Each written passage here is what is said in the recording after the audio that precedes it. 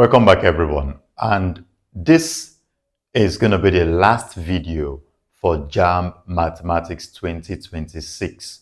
If you know you're that student that wants to score above 90 in the JAMB exam, you want to score very high, then you have to watch all of the videos in this series. I made 5 videos. This is the 5th one because they're going to be different paper types. So if you know you want to take charge of your mathematics exam, you need to stop guessing. You need to stop cramming, but learn how to answer JAMB Mathematics questions. These questions are actually leaked questions. However, do not depend wholly on them.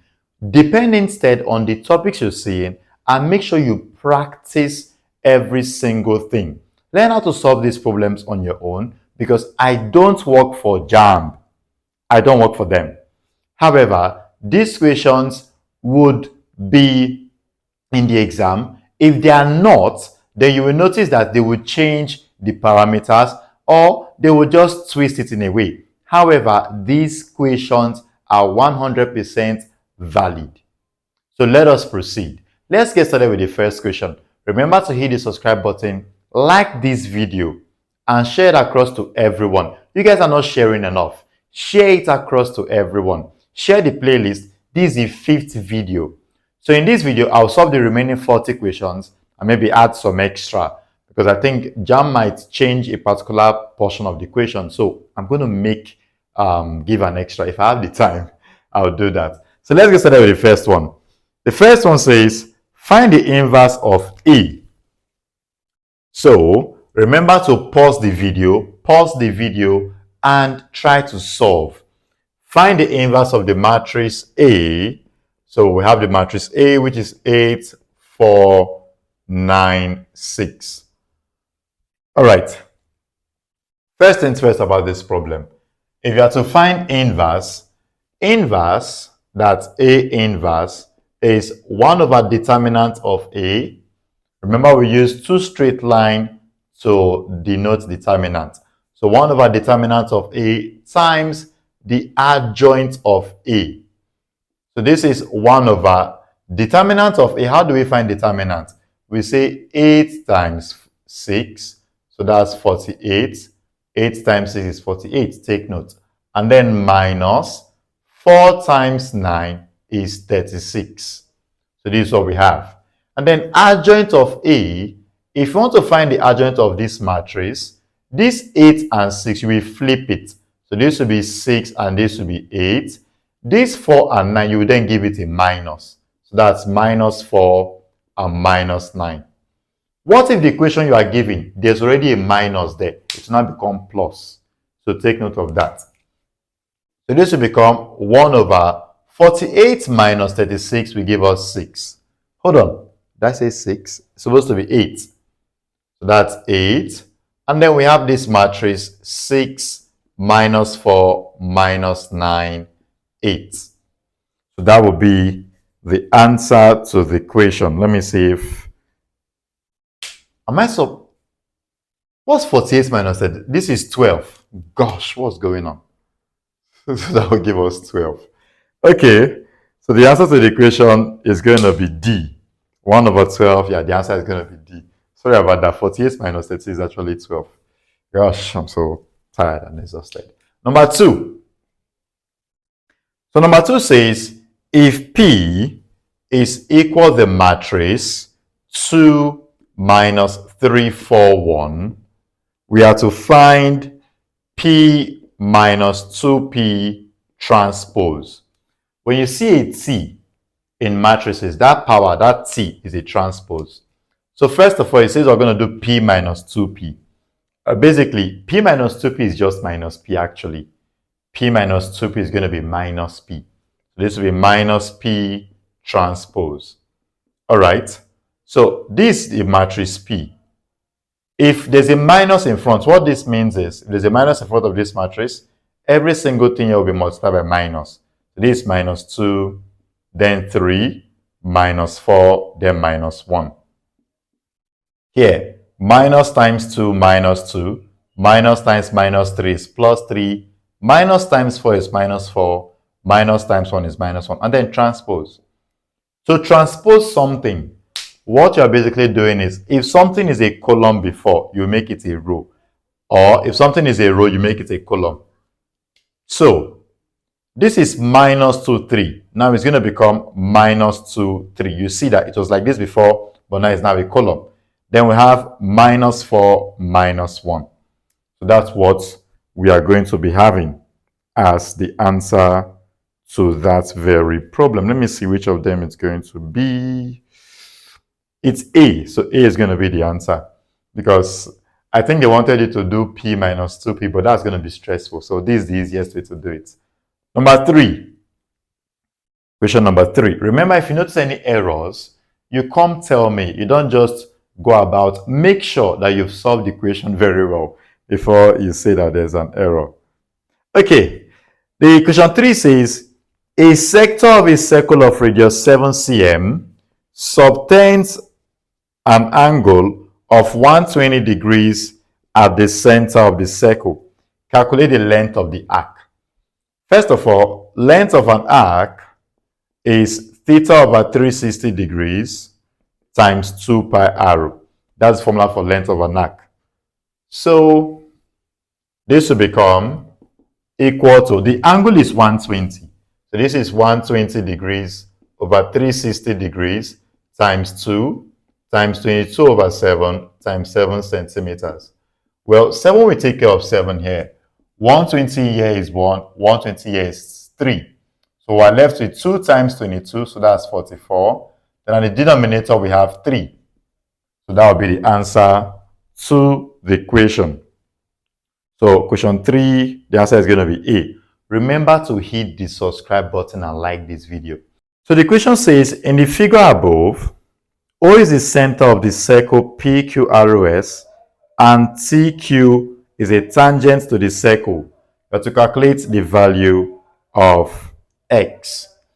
Okay, so first of all, here's how to solve this very problem. Now, if this is the center, this O is the center of the circle, what this tells me is the angle right here is 90. There's a rule or there's a theorem in circle geometry that the angle in a semicircle is 90. So if this line is a diameter, so it's splitting the circle into 2 equal parts, the angle here must be 90. Good.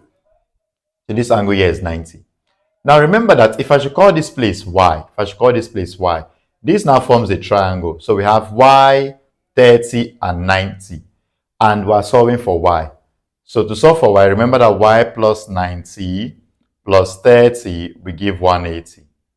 So this is Y equal 180. When you add these two things up, you get 120. So it comes to this side to become minus 120.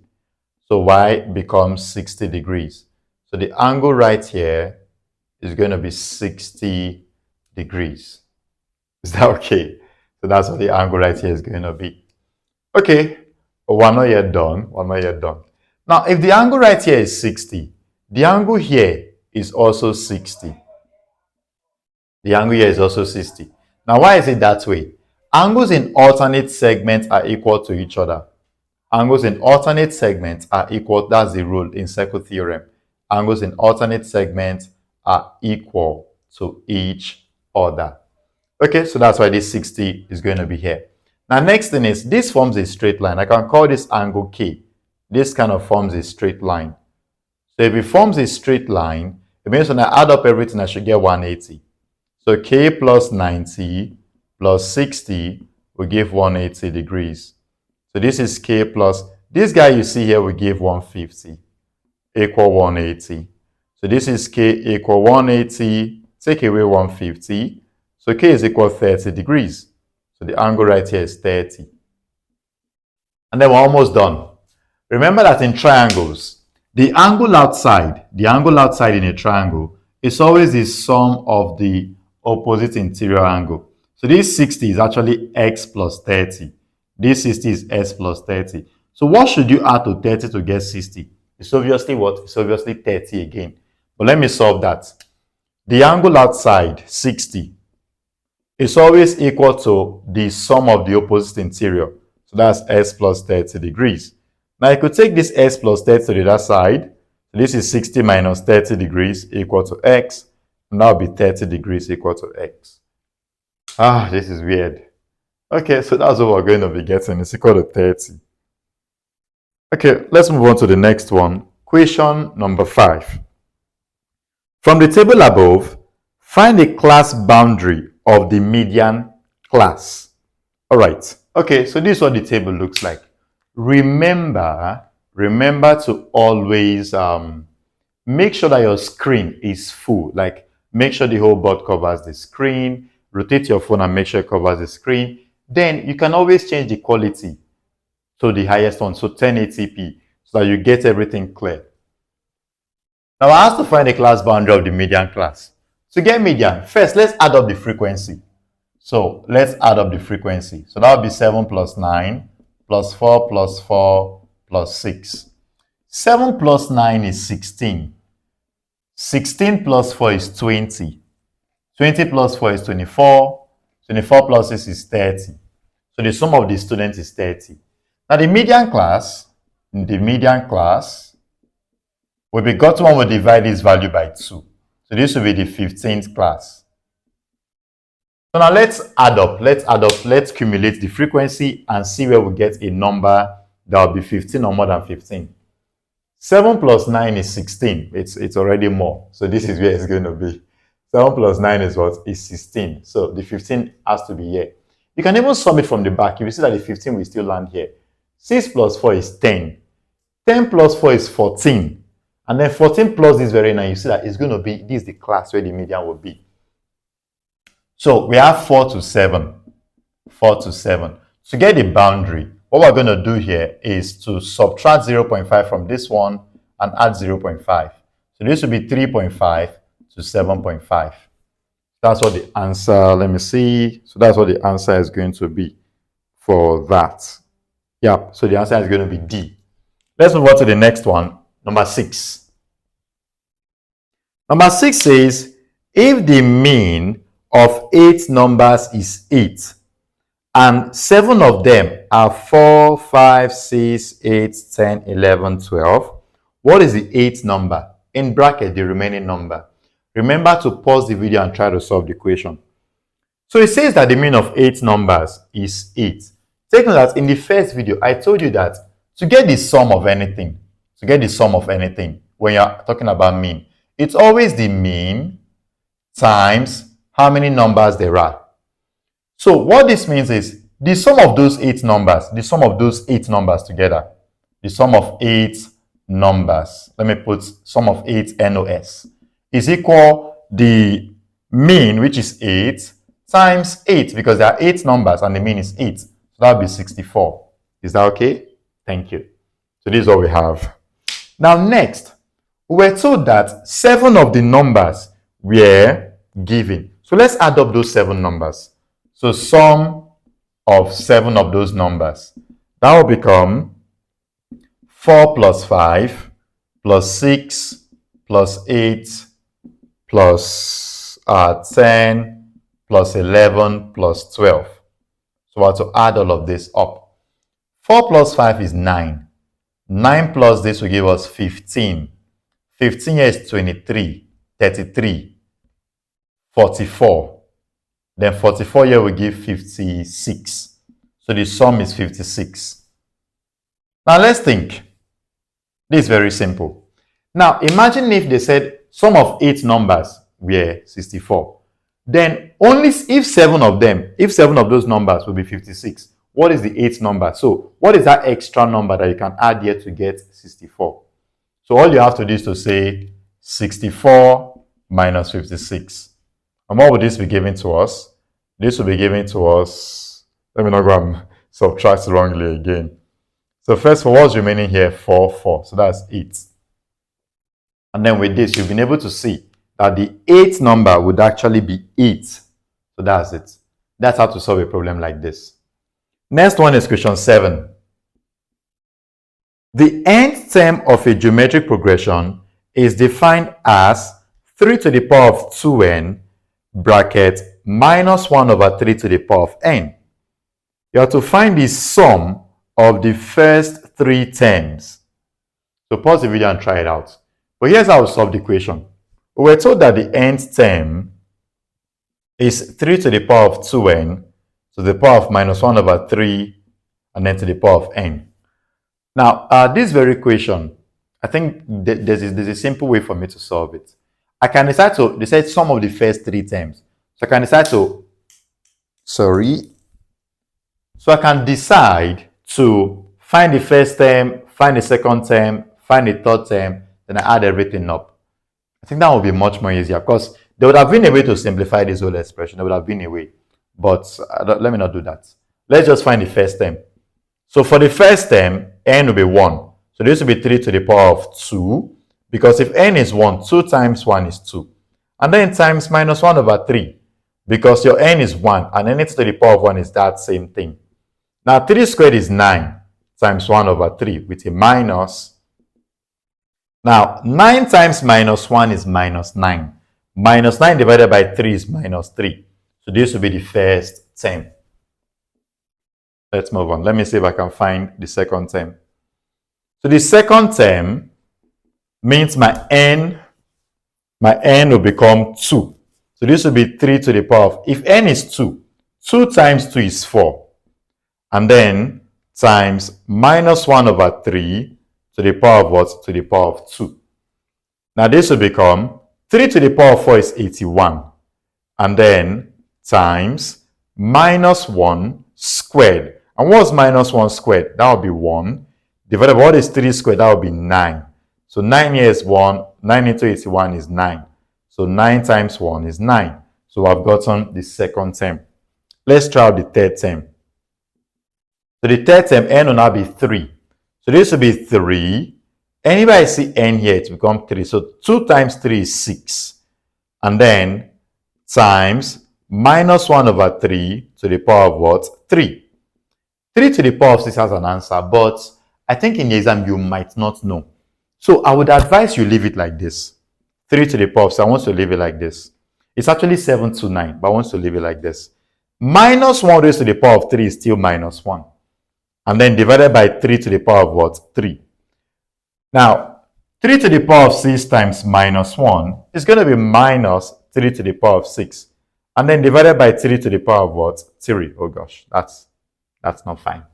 Okay, now this will be minus 3 to the power of 6 minus 3.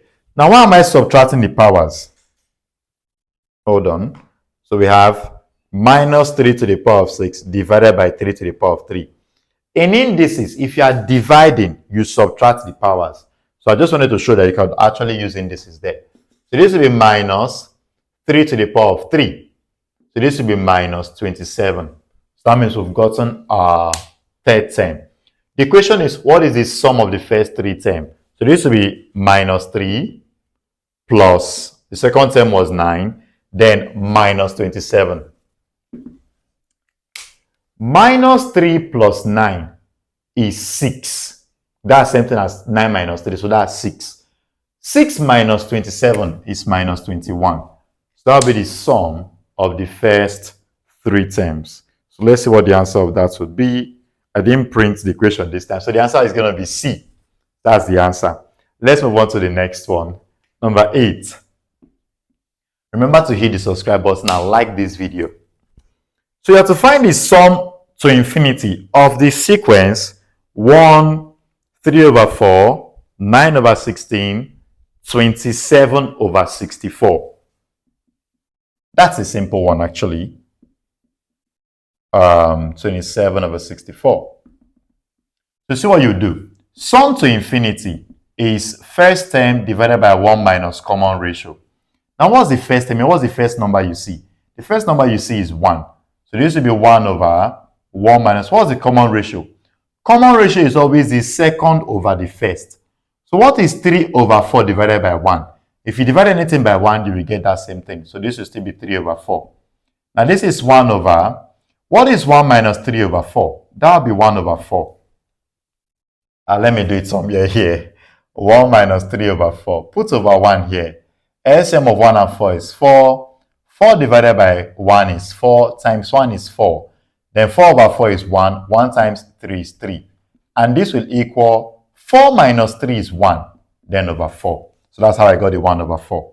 Now, what is 1 over 1 over 4? That would just be 4. That's like taking the inverse of a fraction. You basically flip it so the 4 goes up. So this would then give you 4. And that would be the answer to the equation. So the answer is C, 4. Next one, question 9. Convert 1011 base 2 to base 10.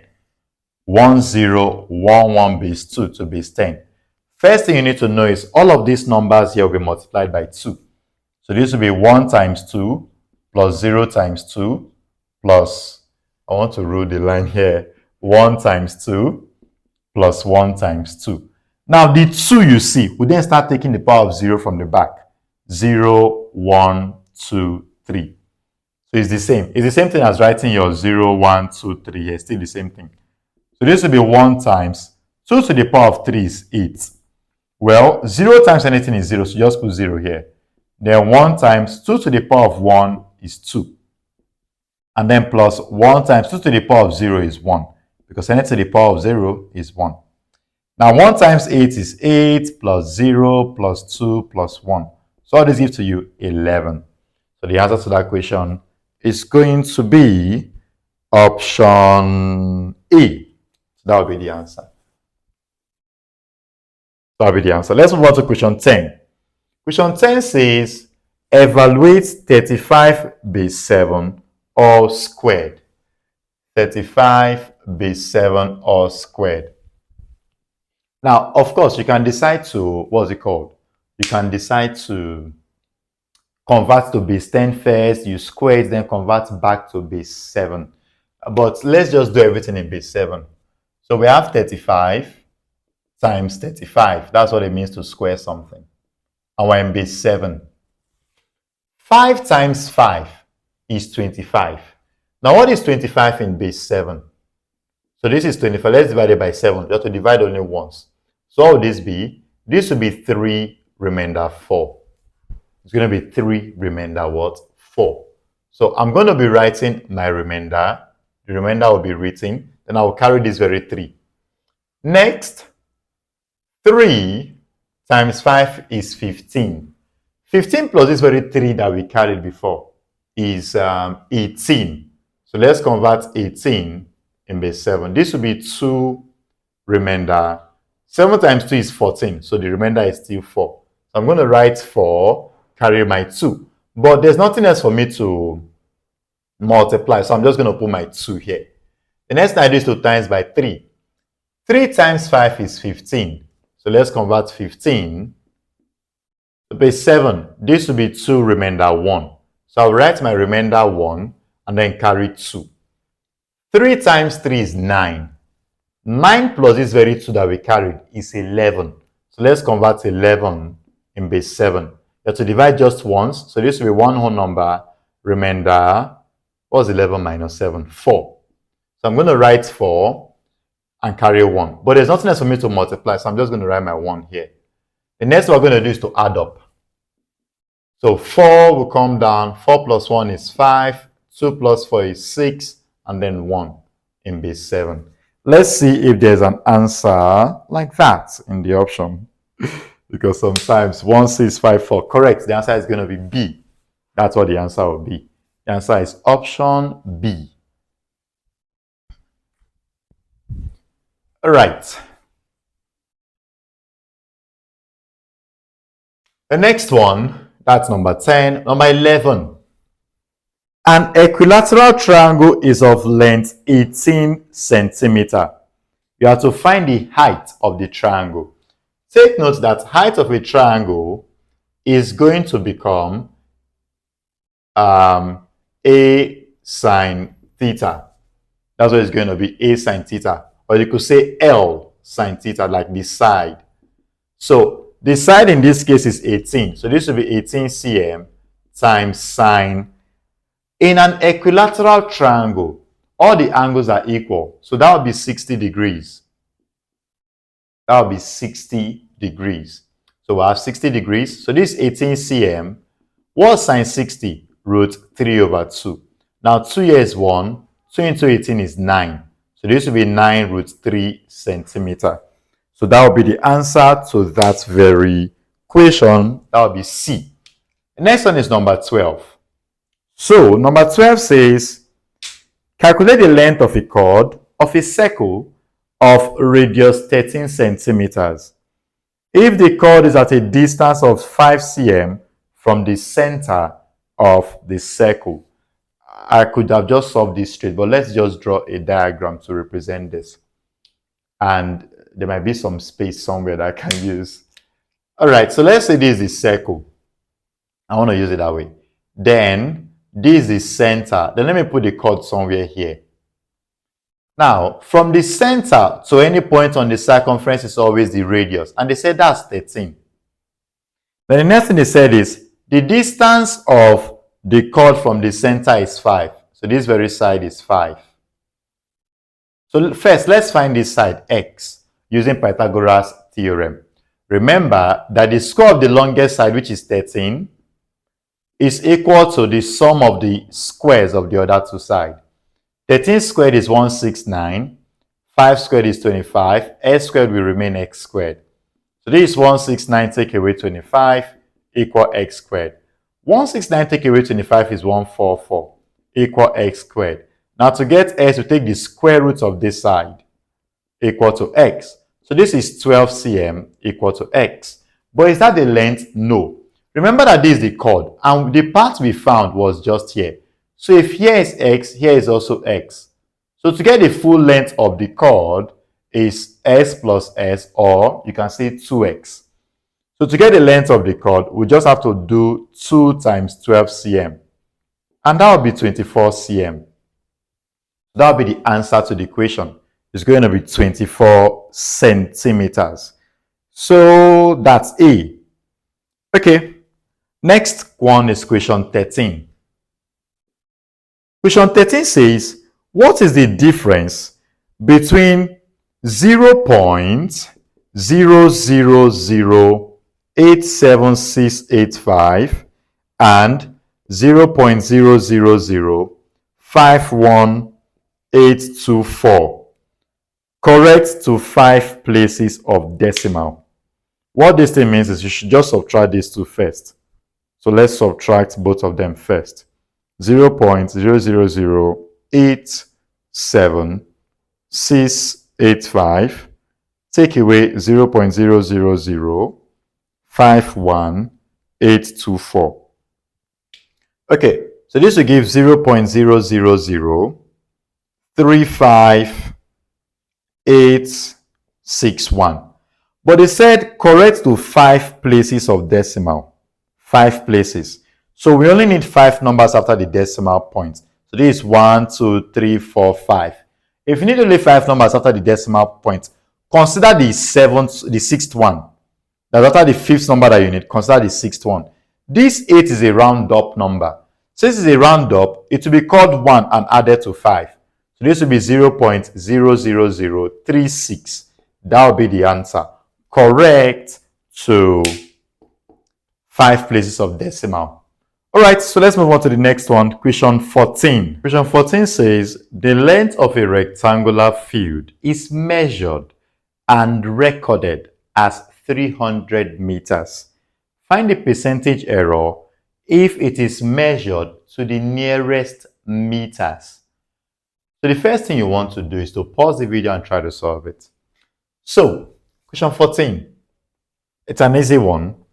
First of all, we know that percentage error is the error you made divided by the actual value times 100%. That's what we have for percentage error. Now they're saying that if it is measured to the nearest meter, so they're basically telling us what the error is. That's what I'm trying to do.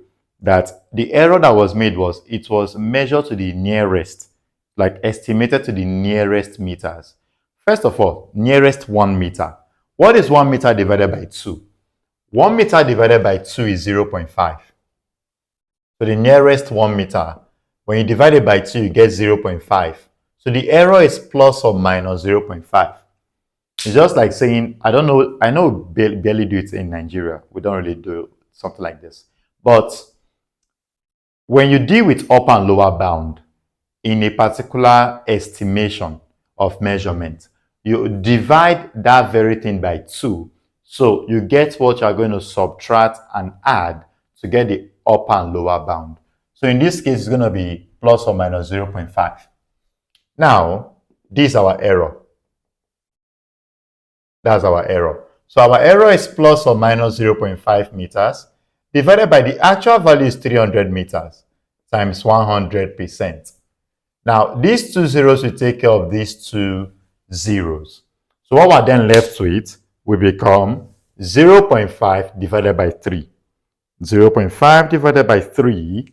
0.5 divided by 3 will give us 0.1666, like continuously.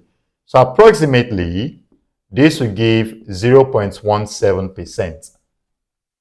That will be the answer to the equation. That would be the answer to the equation. Let's move to question 15.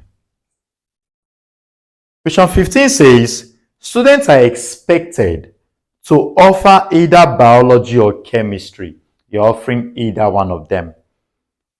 A quarter of the students chose biology. What percentage of students chose chemistry? That's a very simple one. Here's the thing. Here's a better way to explain it. It's a very simple one. First of all, let's convert, because if you notice, the answer is in percentages. The answer is a percentage, right? Okay. So for biology, yep, 1/4 chose it. So convert 1/4 to percentage. This will be 25%. When you convert 1/4 to percentage, that will be 25%. It's same as saying 100/4. So that will be 25%. Now, what percentage of students will take chemistry? That's very simple. If out of 100, 25 is taking biology, this means that chemistry will become 100% minus 25%. So that would be 75%. That would be the answer to the equation.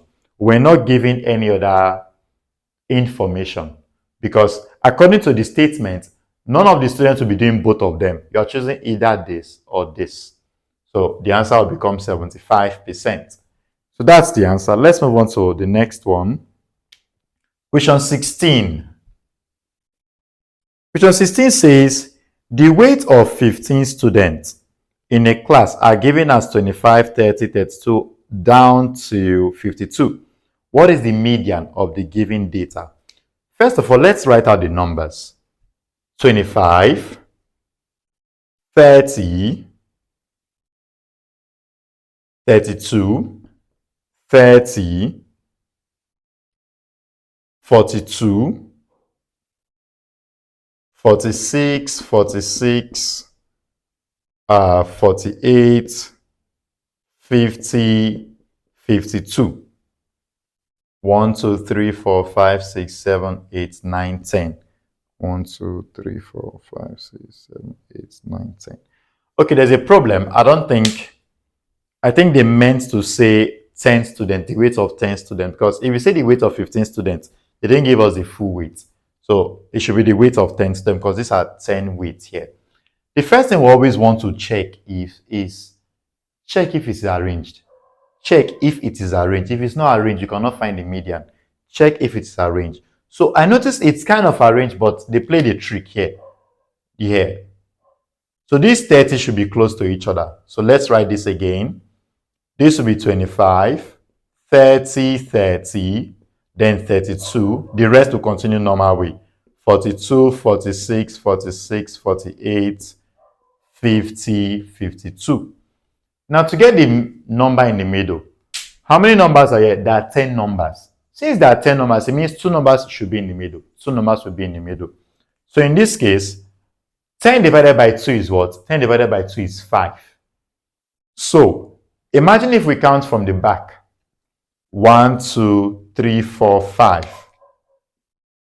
Then from the front, 1, 2, 3, 4, 5. You notice there's no number in the middle. So what do? Let's move one step backward. So instead we're counting 4, 4. What are the numbers in the middle? We have 2 numbers in the middle, 42 and 46. So to get the median, we say 42 plus 46 all over 2. So what's 42 plus 46? That would be 48. 48 over 2 is 44. So that will become the median of the set of data. So that's B. That would be the answer. Number 17. Number 17 says, find the range of the following numbers. Remember to pause the video and try to solve it. You have to find the range of the following numbers. Okay. Range is highest minus lowest. That's range. So what's the highest number there? The highest number is 14. What's the lowest number in that set of data? It will be 3. So the answer to this will be what? 11. So that will be the answer. It's a very simple question. So you were asked to find range. Okay, next one. The next one says, differentiate the function with respect to x. So this is differentiation. Question 18 is differentiation. Try to solve the equation. So y is equal 2x minus 1 to the power of 2. So this is chain rule. dy dx is going to become, there's an invisible one here. So 1 times 2 is 2. Then put the function 2x minus 1. Then I'm going to say 2 minus 1. This is how we differentiate normally. But then, times it by, this is a chain. So you must differentiate the bracket. Differentiate 2s, you will get 2. Differentiate minus 1 is 0. So we're not going to put the minus 0. Now, this 2 times this 2 is 4. Then bracket 2s minus 1. 2 minus 1 is what? Is 1. But of course, it's not a must for us to write it. So this can go. And with this, the answer becomes A. So that will be the answer to that very question. Number 19. Number 19 says, which inequality is represented in the diagram above? So this is our diagram. I would only put the important parts.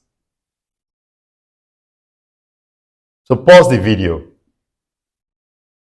and try to solve it. So the question is, what's the inequality represented? First of all, this is minus 9 and it's going towards this direction. This direction towards the left is less than. So x is less than minus 9. Or this direction means greater than. S is greater than 6. So that will be the answer.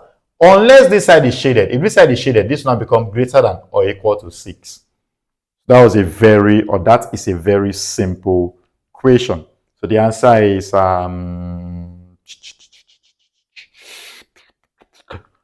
D. Next one is question 20. Pause the video and try to solve. Determine the values of x for which x squared minus 1 is greater than 0. Determine the value of x for which x squared minus 1 is greater than 0. I feel this should have been less than. Honestly, I feel this should have been less than. But let's solve it with greater than, because there's something I noticed in the option. Let's solve it with greater than. First, this is a quadratic, and there are 2 terms here. The only way to go about this is to use difference of 2 squares, because 1 can also be written as 1 squared. So this will become s plus 1 bracket s minus 1. That's difference of 2 squares, and this will be greater than 0. Remember the shortcut I've been using since I started this video. I said the smaller one, the junior one, will take the sign in the equation. So x minus 1 is smaller than s plus 1. So this s minus 1 will take the sign in the equation. So this means x minus 1 will be greater than 0. Or the bigger one, s plus 1, will take the opposite. So that's less than 0. Now this will be s greater than 1 or s less than minus 1.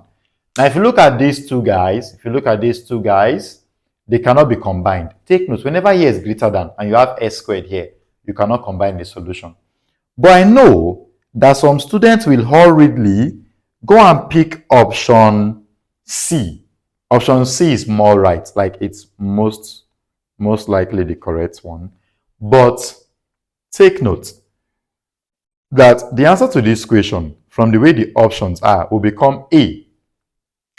The one that contains only this. That will be the answer to the equation. Take note that C is not the answer. Let's try it out. If you want to write C as the answer, so minus 1, s is less than minus 1. This means minus 1 is greater than x. And then you put your greater than 1. So you see this does not make sense. So the answer cannot be C. Secondly, the answer cannot be, the answer was looking more like D. So this is x less than 1, sorry, greater than 1. So this can then be written as 1 less than x. And then you then put less than minus 1. However, this answer looks more like the correct one because you have combined the two. But this is wrong mathematically. This representation, we don't represent combining inequalities this way. To combine inequality, the number that must be here has to be less than the one that should be here. So you cannot combine it like this. It's not possible. So the only answer is A because it's only A that befits this very representation. This is not, this is an incomplete solution. So it does not make sense to write it like this. If JAMB should choose the answer like this, then I don't know what to say to them. But you don't write your answer like this. So the answer for me, I will just pick A because it's only A that has this very result. Question 21 says, the gradient of a function, sorry, the gradient of a curve is given by the expression 3s squared plus 1. Find the equation of the curve if it passes through the point 1, 3. I love this question so much that you do not understand why I love it. It's an application of calculus application. When you get the gradient of something, gradient of a curve, it's actually the derivative. So what it's trying to say is dy dx is equal 3s squared plus 1. When you differentiate something, the expression you get is actually the gradient function of the original curve. So this is the gradient function. For you to not get the original curve, what you do is to take the derivative of both sides with respect to x. So when you do so, you will just get y here, though there will be no d here though. So when you do that, this will just become y. So you could put your d, but it shouldn't be there actually, but so that's what we have. So when you now integrate this, this will be 3x, you then say 2 plus 1 over 2 plus 1, and then plus this is 1. When you integrate a constant, you basically attach x to that very constant.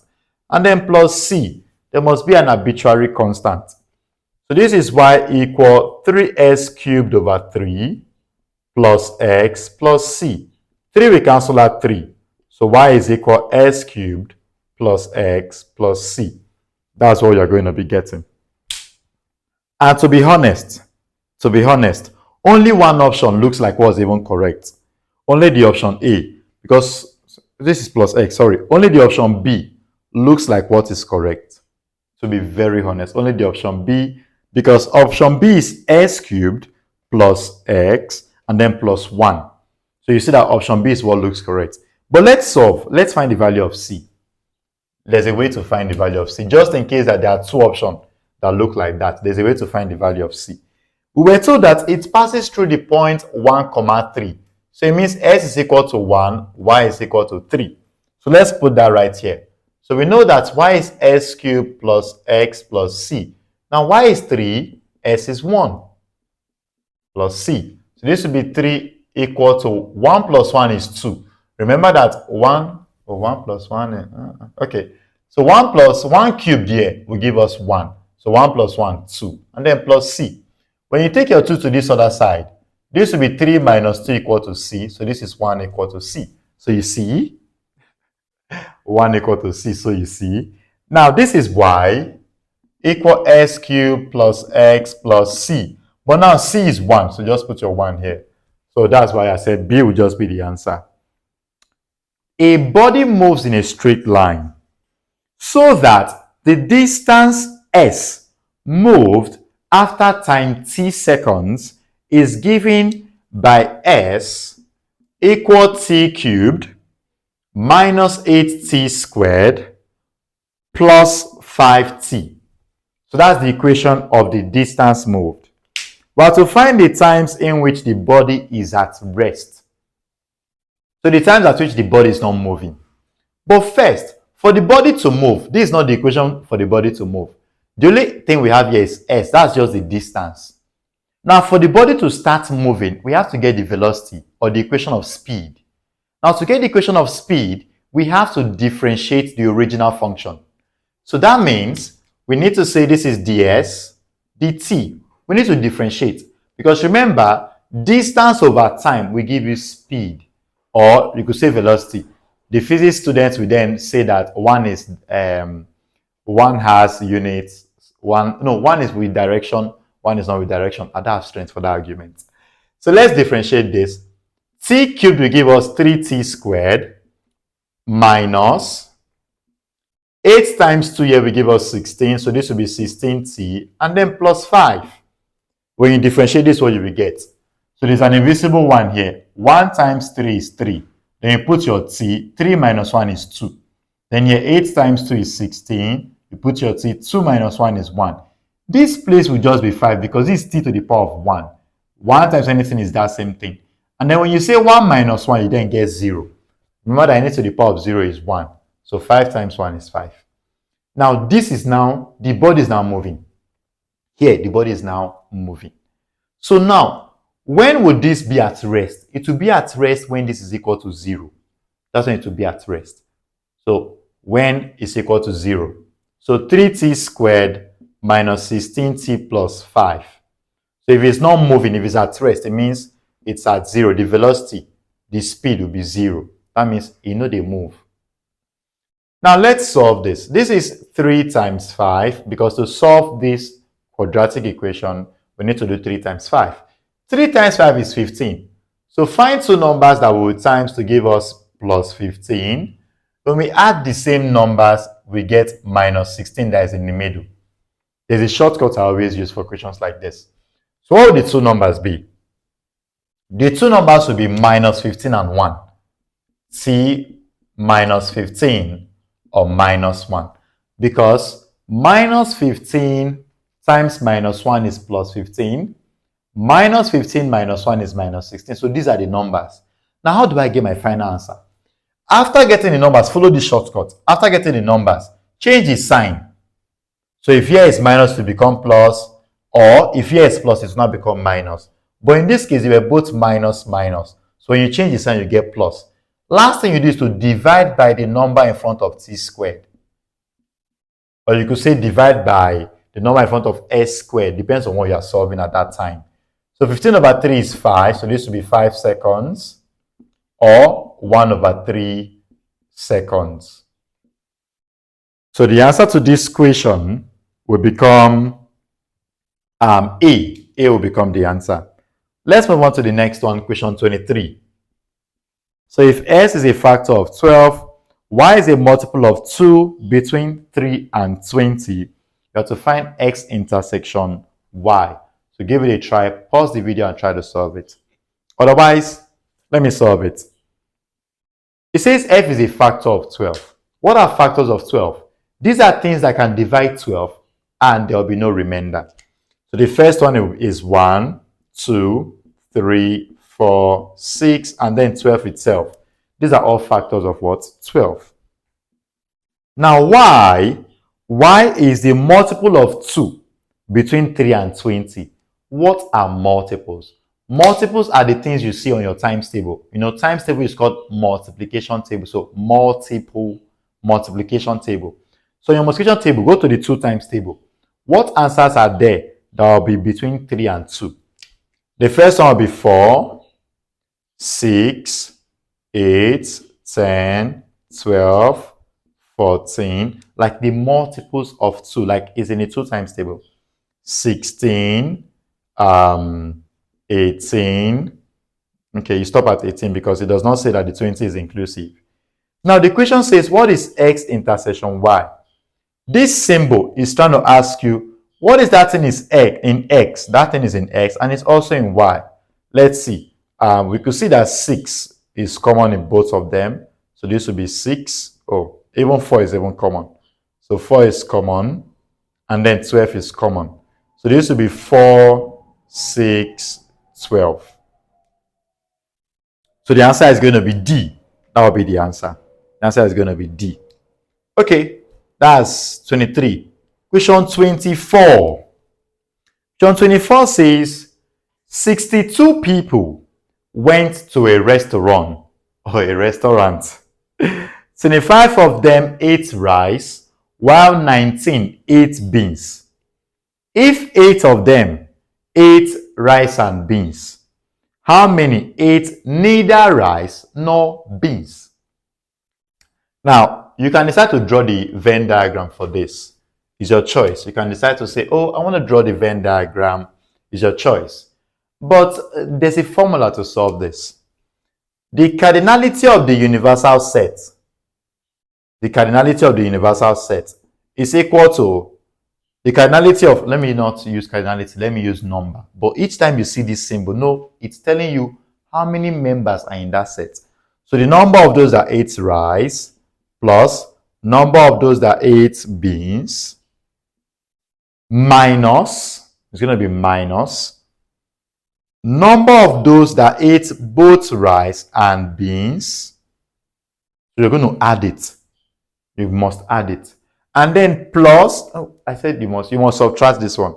The next one, you then add, because the universal set would have people that don't want to eat anyone. They don't want to eat anyone. So plus the number of those that they don't want rice, neither do they want beans, prime.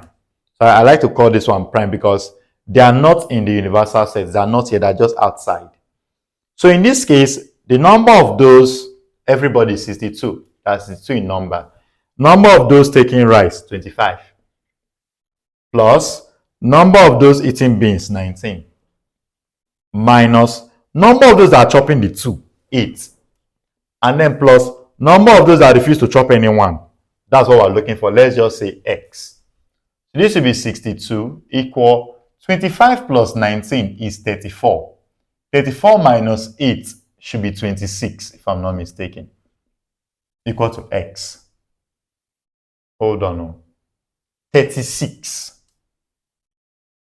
Yep, because when you subtract 19 minus 8 is 11. So that's 36. Now take your 36 to this other side. This will be 62 minus 36 equal to X. And then when you subtract this, you should get 26 equal to X. So the answer to that question should be 26. So that's the answer. D is going to be the answer. Let's move to question 25. Question number 25. Now, this very question is something you have to be very careful about. So, question 25. M varies partly as n and partly as the square of n, while n varies directly as the square root of d. You have to find the relationship between m and d, given that m is equal to 3 when d is equal to 4 and m is equal to 5 when d is equal to 9. So, try and solve the problem. It's a tough one. I don't know why JAMB would ask anyone this very question. Okay, so number 25. Now, m is varying partly as n. So, m is equal to n. Then plus, it's also varying partly as the square of n. So, that would be kn squared. That would be kn squared, where k is a constant. So, this is what we have. Now, we go forward to say that n varies directly as the square root of d. So, n varies directly as the square root of d. Now, what does this tell us? This tells us that we can remove this sign here and put equal to. So, n is equal, let's use another constant. Let's say a with the square root of what? D. So, what this thing means is anywhere I see n, I can put a with the square root of d. So, let's come back. So, m is equal n plus kn squared. So, this will be m equal, n is what? A with the square root of d plus k times n again is a with the square root of d. But put it squared because it says n squared. Now, this will be m equal a with the square root of d plus. Now, if you look at this, we're going to have k dot a squared, and then when you take the square of its square root, that would just be d. So this will be m equal a with the square root of d plus a squared k with the square root of d. This is weird, I know, but just follow me. So m is equal a with the square root of d plus, let me call this b, bd. When you go into the university, you will learn something that when you add constants, when you multiply constants, it's still a constant. So when you add and multiply constants, it's still a constant. So you see this a squared k here. Remember that k has been a constant before. A is also a constant. So even if they are multiplying, they will still be a constant, but a new constant. So instead of writing a squared k, for simplicity's sake, write your b. The b is trying to tell you that, oh, this is giving us this very new constant. All right, so let's go. It says m is equal 3 when d is 4. So anyway, I see m, this will be 3 equal a with the square root of 4 plus b times 4. So this will be 3 equal, square root of 4 is 2. 2 times a is 2a. And then b times 4 is 4b. So this is equation 1. The next thing is m is equal 5 when d is 9. So using this same equation again, m is 5. So this will be 5 equal a with the square root of 9 because d is 9. And then b times 9. So this is 5 equal, when you multiply this to square root of 9 is 3. 3 times a is 3a. And then b times 9 is 9b, equation 2. So I have to solve simultaneously. I have to solve simultaneously. Should we use elimination? Also, let's use the elimination method. So I'm just going to put this equation below. Just going to put this equation below. 3 is equal to 2a plus 4b. So this is my equation 1. I want to eliminate the a. So this one has 2. This first equation here has 2. So I will swap it. I will times this one by 2. Then times this one by 3. Because I'm trying to make my a to be the same. So when I times everything here by 2, 5 times 2 is 10. Equal 3a times 2 is 6a. 9b times 2 is 18b. Then next, 3 times 3 is 9. Equal 2a times 3 is 6a. Then 4b times 3 is 12b. So this is what we have. So you can see that this 6 and this 6a is not the same as b. They would go away. But how would they go away? Would they go away by doing 6a plus 6a or by doing 6a minus 6a? It has to be minus because 6a minus 6a is 0. So I'm going to say subtract both equations. So this will become 10 minus 9 equal 18b minus 12b. 10 minus 9 is 1 equal 18 minus 12 is 6. So this will be 6b. Now to get your b, divide by 6, 1 over 6. So we've been able to get our value of what? Our value of b. So let's get the value of a. So I'm going to put this number into the first equation or any of the equations that we've found. You could call this one equation 3, equation 4 is your choice. So I want to put this very value into any of the equations that we found before. So put b equal 1 over 6 in equation 1. Equation 1 says 3 is equal to a plus 4 times b. So this will be 3 equal to a plus 4 times b is now 1 over 6. So 2 here is 2, 2 here is 3. So this will be 3 equal to 2a plus 2 times 1. This will be 2 over what? 3. Now I can take this 2 over 3 to this side. So this will become 3 minus 2 over 3 equal to 2a. So here's what we're going to be having. 3 times 3 is 9. 9 minus 2 is 7. So this will be 7 over 3 equal to 2a. Now to get your a, you have to divide both sides by 2. So this will be 7 over 3 times 2. Remember, the 7 is already divided by 3. It's already divided by 3. So if you are dividing it by 2, they would all now be together. So this is 7 over 6 equal to what? A. Now I know you might be wondering how we got 3 minus 2 over 3. Let me do that one here. So 3 minus 2 over 3, put over 1 here. And then take the LCM. LCM of 1 and 3 is 3. So 3 divided by 1 is 3. 3 times 3 is 9. Minus 3 over 3 is 1. 1 times 2 is 2. So 9 minus 2 is 7 over 3. That was how I got that answer. All right. So we've gotten our constant. So this place the asterisk. Let me write it again. So m is equal a square root of d plus bd. So this will become m equal, what was our a? A is 7 over 6. So this will be 7 over 6 root d plus what was our b? 1 over 6 d. So this will become the answer to the equation. Or let me write it the way it is in the option. 7 root d over 6 plus d over 6. So that will be the answer to the equation. That was a very tough one. So the answer is going to be B. That was the answer to the equation. All right. Let's move on to the next one. Question 26. Question number 26. If P varies directly as the square of R and inversely as the square of Q. Okay, so P varies directly as the square of R and then inversely as Q. So what I will do here is, if P is equal 12 when R equals 6 and Q equals 9, find P when R is equal 7 and Q is 21. First things first, see what I will do. I don't like taking my time. You know I can put over 1 here, right?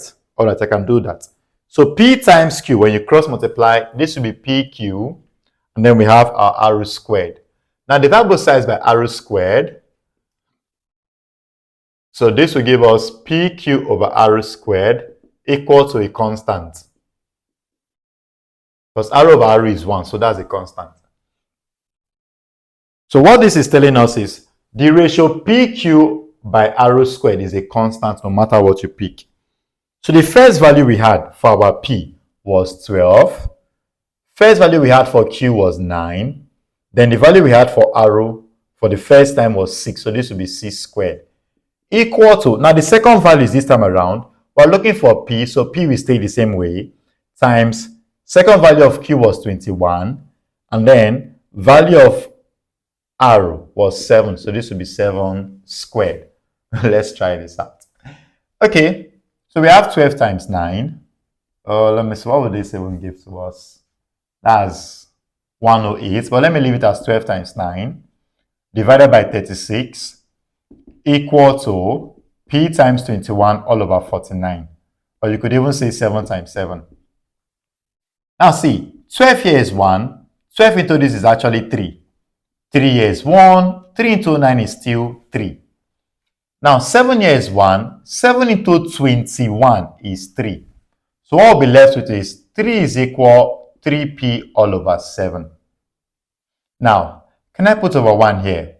So 1 times 3P is 3P equal 3 times 7. So when 3 cancels out 3, P is equal to 7. Let's not waste our time. So P is equal to 7. So that will be the answer to that question. Okay, question 27. Question number 27.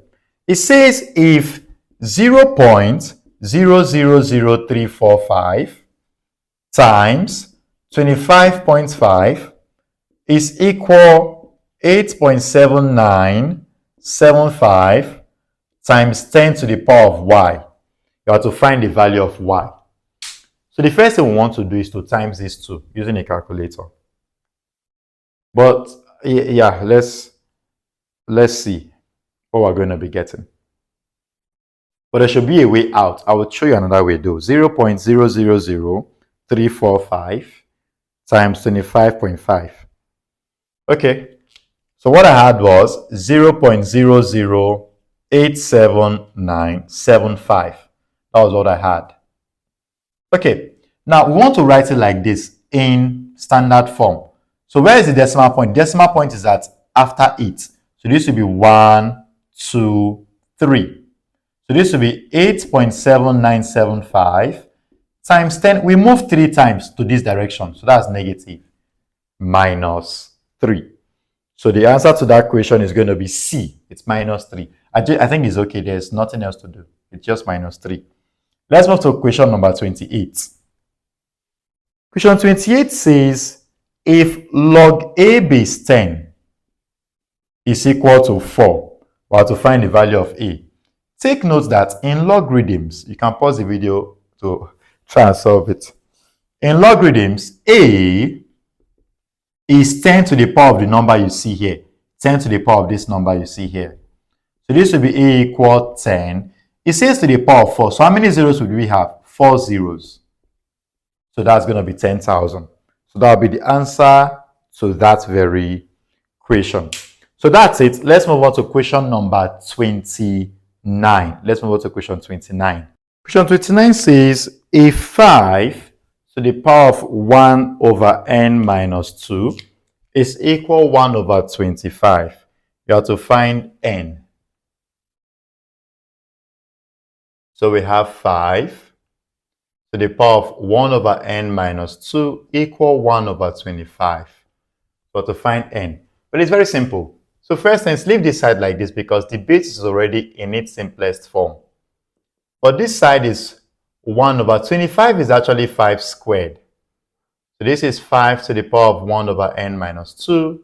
To clear out this 1 over, this very power will take a negative. That's the law of indices. So to remove this 1 over, the 5, these two will then carry negative power. So this we cancel this out. So this means we have 1 over n minus 2 equal to minus 2. But you could say over 1 and then cross multiply. So this will be minus 2 times n minus 2 equal 1 times 1. Okay, so this will then become, no.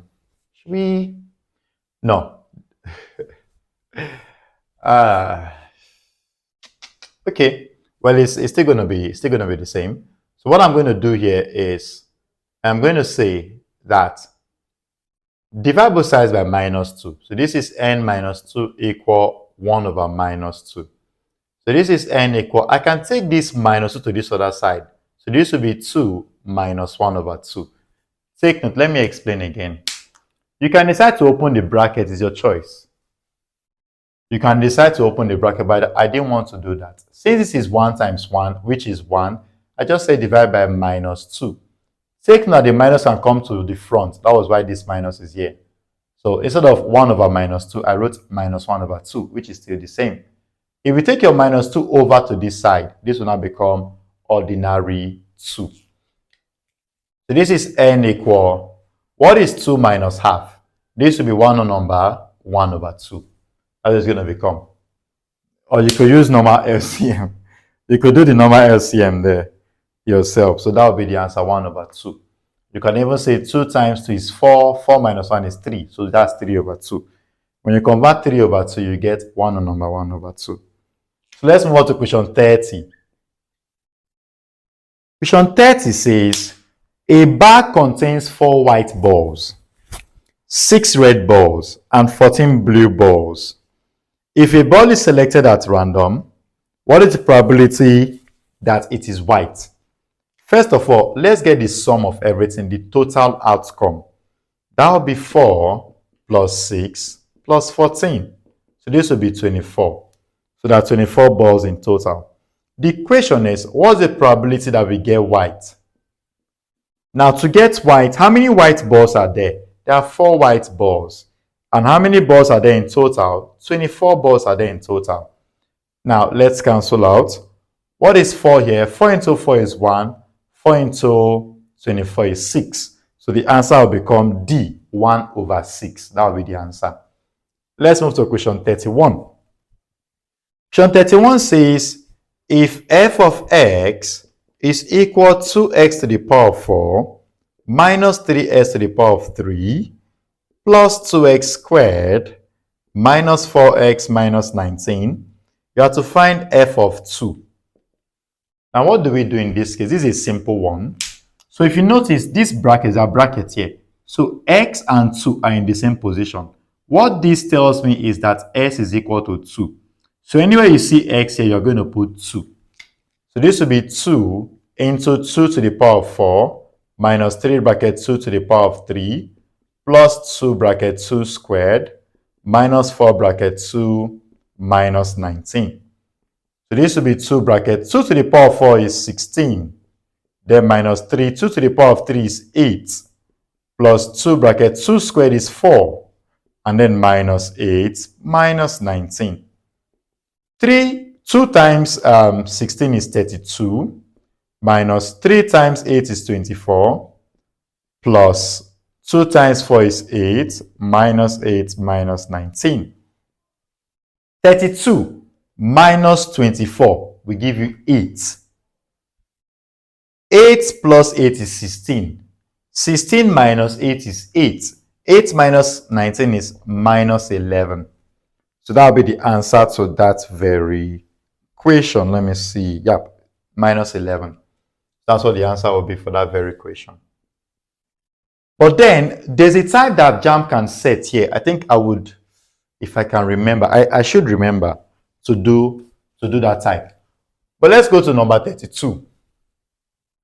1 must be added to 4x squared minus 8x in order to make it a perfect squared. So we have 4x squared minus 8x. The question is 1 must be added. So let's say this is plus k. Let's add k. Let's say that is k that we're going to add. So if you follow this quadratic, what will be the value of a? Value of a is 4. What's the value of b? Minus 8. What's the value of c? K. Remember, when you're doing a quadratic equation, it's always in the form as squared plus bs plus c. So a is the number in front of s squared, b is the number in front of x, and c is the number that they alone, like you don't get x. Now, to make a perfect square or to get equal roots, b squared must equal to 4ac. It's a must. So this is the formula if you want to find if anything has to be a perfect square or needs to have an equal root, this is the expression. So b is minus 8, so this is minus 8 squared, equal 4 times 4 times c is k, because a is k. Sorry, a is 4. Minus 64, minus 8 squared is 64. 4 times 4 is 16 times k, that will be 16k. So get your k, divide both sides by 16. 64 divided by 16 is 4. So that will be the answer to that very question. So that answer is going to be C. Let's move to the next one, number 33.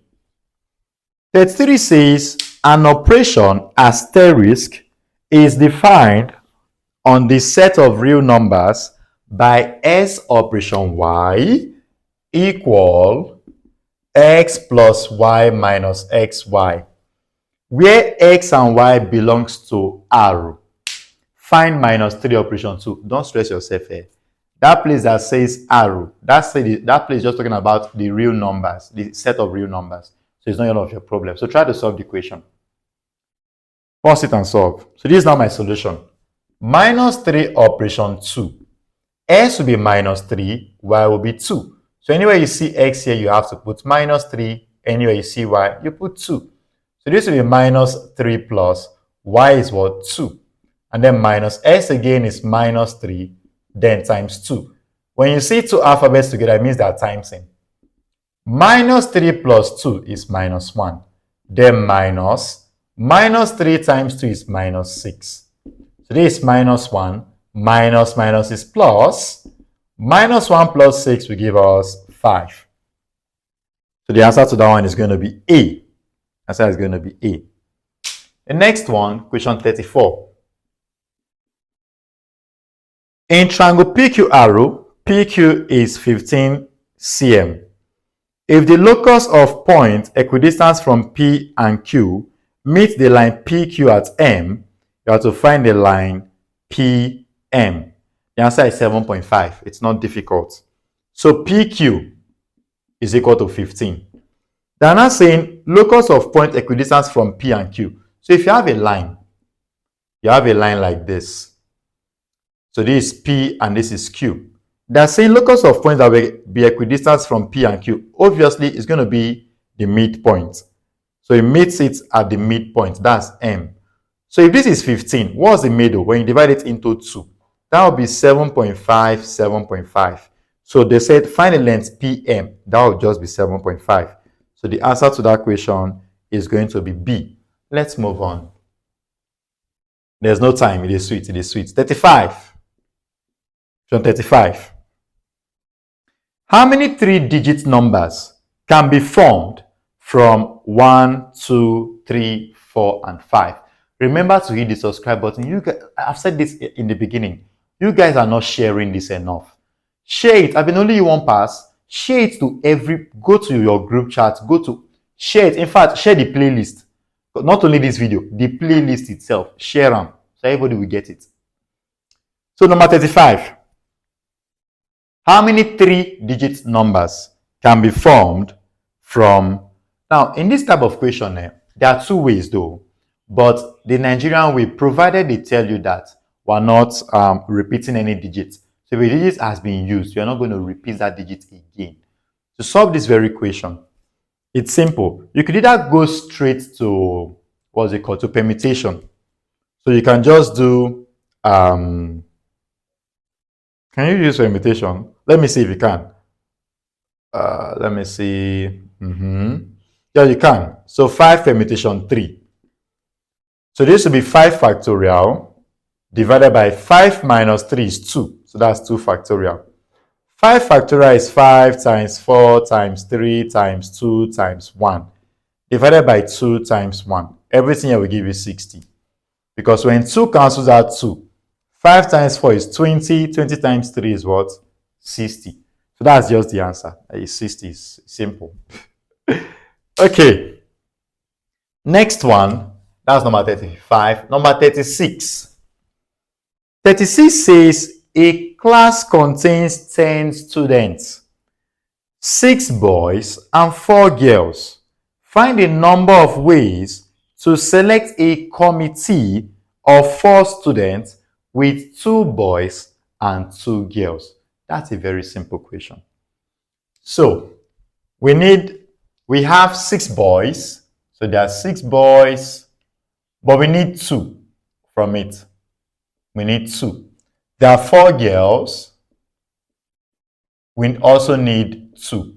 So this will just be 6 combination 2 times 4 combination 2. That's what it's just going to be. That's what we're just going to get.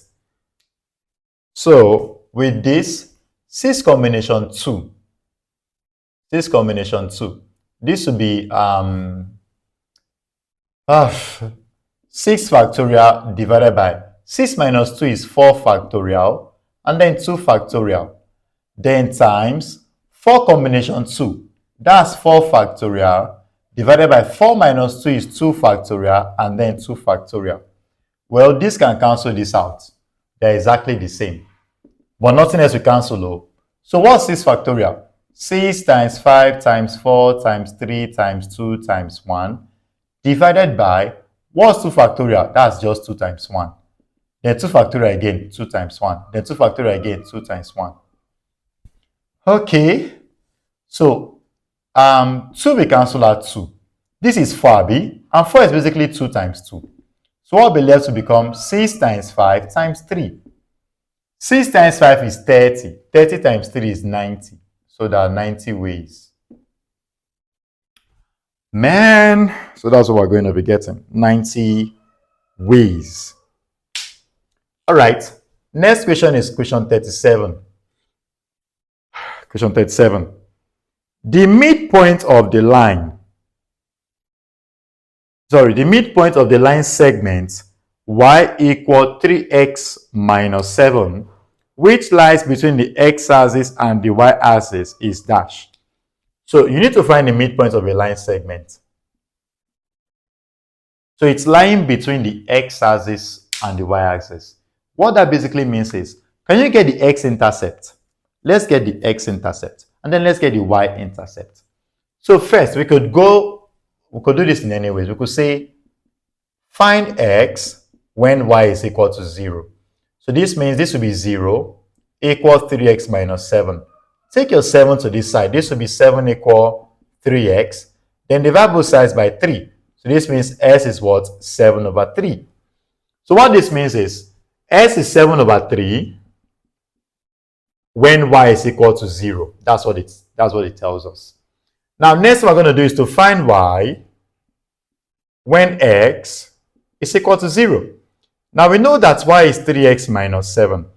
If s is 0, that means everything here is gone, because 3 times 0 is 0, so this is minus 7.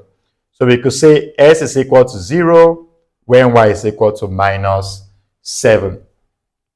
Now, as you can see this, we could say this is x1, y1, s2, y2. Then we find the midpoint. Remember that to get midpoint, we have to say x1 plus x2 over 2, then y1 plus y2 over 2. Now, what is x1? x1 is 7 over 3. So this will be 7 over 3 over 2. Take note, I didn't use s2 because s2 is 0. So useless, just throw 1. Then what's y1? y1 is 0. Throw 1. What's y2? Minus 7 over 2.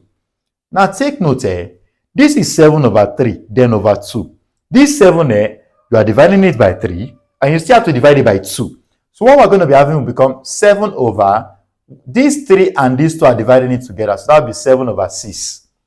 Then comma minus 7 over 2. So that's what the answer will be to the equation. So the over 3 will come and make this 2. So 3 times 2 is 6. So that's what the answer to that very equation will become. Okay, let's move on. Question 38. So question 38. Calculate the perimeter of a sector of a circle whose radius is 10 centimeters and the angle subtended at the center is 120 degrees. You have to use pi as 3.142. So pi is 3.142. Take note, perimeter of a sector is 2 radius plus theta over 360 degrees times 2 pi r. So this will be 2 times 10 centimeters plus theta is 120. So the angle is 120 over 360 times 2 times, what's pi? 3.142. And then times the radius, which is 10. Now, 2 times 10 is 20. 120 here is 1. 120 to this is 3. So we have to use a calculator there. All right, so this is plus. Let's multiply the top first. So we have 2 times 3.142 times 10. That will give us 62.84. Then divide that very answer by 3, because there's a division by 3 here. So this will be 20.95. Approximately 20.95. So you add this up, you're going to get 40.95 centimeters. So that would be the area. Sorry, that would be the perimeter of the sector. Next one is question 39, ladies and gentlemen. So we have a triangle. It says from the figure above, calculate cos Q. It says we should calculate cos Q. Obviously, this will be cosine rule. And we're looking for Q, Abi. We're looking for Q. So this will be Q squared equal P squared plus R squared minus 2PQ cos Q. That's what it's going to be. So remember, this side opposite to it is small letter q. The side opposite to arrow, small letter arrow. Side opposite to p, small letter p. So this q is what? Is 3. So this will be 3 squared equal p is 7. So that's 7 squared. Then r is 8. 8 squared. Minus 2 times 7 times 8 cos q. Because p, sorry, this is supposed to be arrow. It's p arrow. It's supposed to be arrow, not q. Okay, 3 squared is 9. Equals 7 squared is 49. 8 squared is 64. Minus, I'm just going to use a calculator for that one. Okay. So 14 times 8, 112, cos q. Now this will be 9 equal, if you add this up, so this will give you 113 minus 112 cos q. Take note, you cannot subtract these two, so just take this guy to this other side. So this is 9 minus 113 equal minus 112 cos q.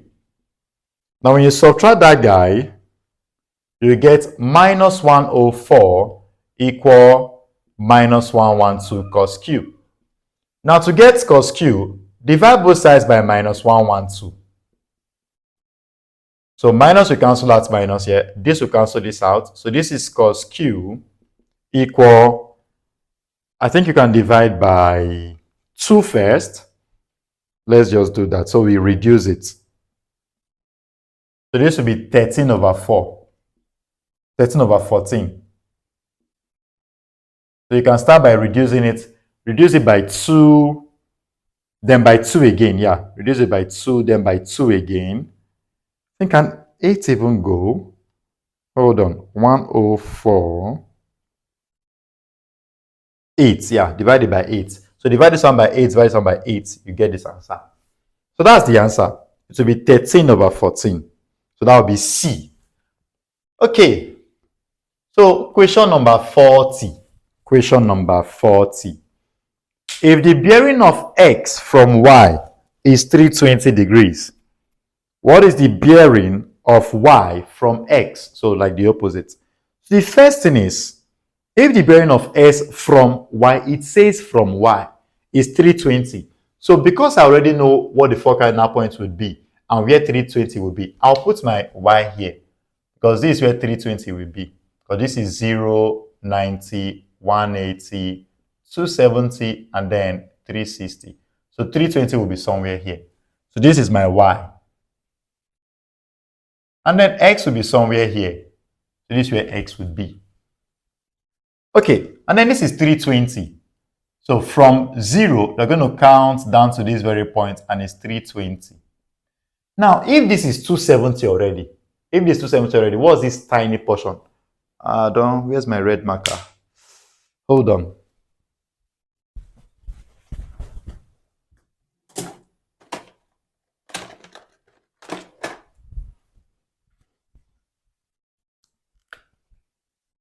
So, if this whole thing is 320, what would this tiny part be?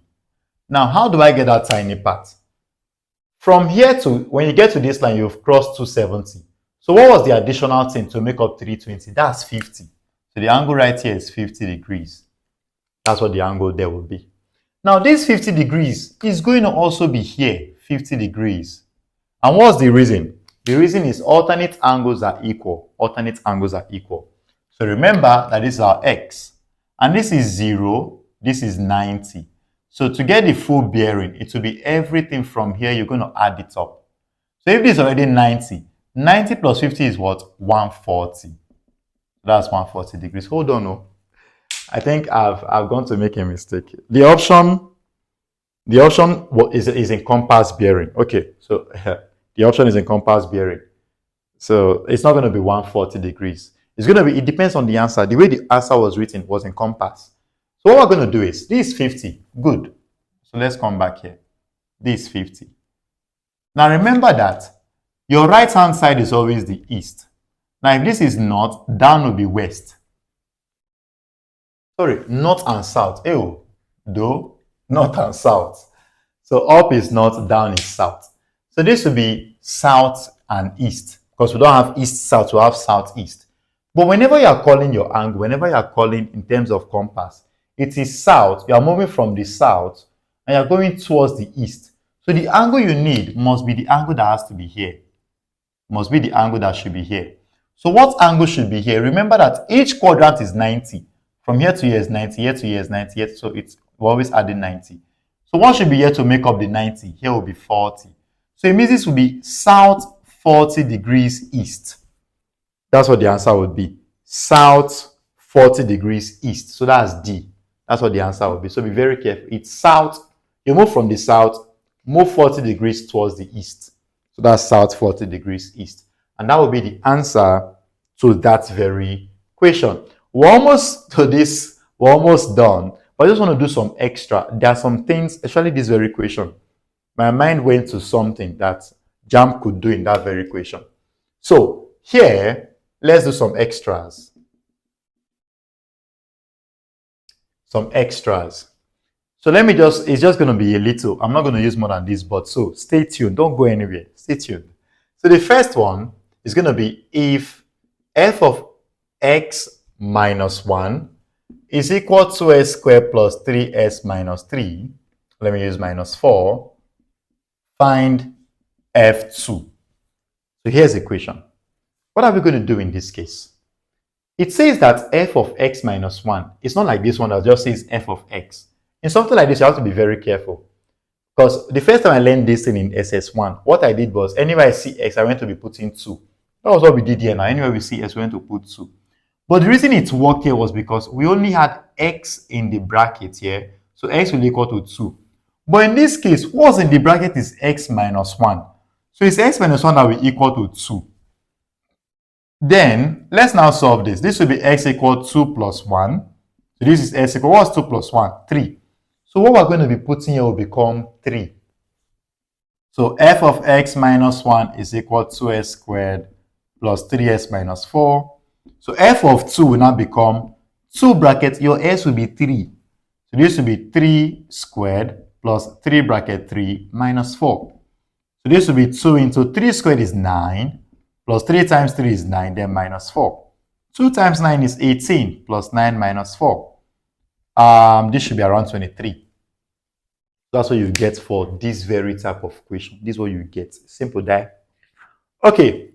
Number 2 type that I wish to treat. I think after number 2, I'm basically done. Remember to hit the subscribe button. Like this video. Like this video. Like it. Like it. So a binary operation